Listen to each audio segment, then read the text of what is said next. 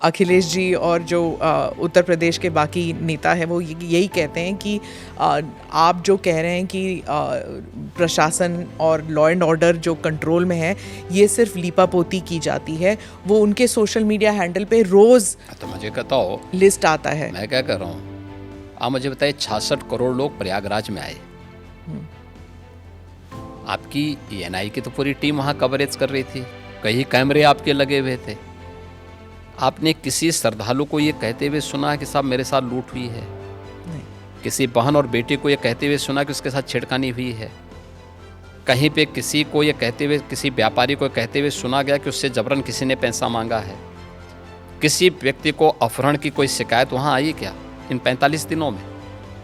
आप मुझे बताइए इससे बड़ा उदाहरण और क्या हो सकता है?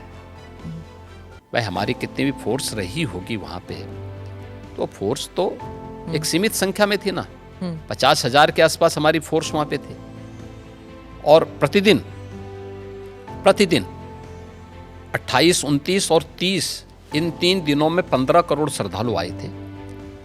29 के पहले यानी 28 के पहले प्रतिदिन 1 करोड़ से कम श्रद्धालु थे। 50,000 से लेके 60,000, 50 लाख से लेके 60 लाख तक आते थे।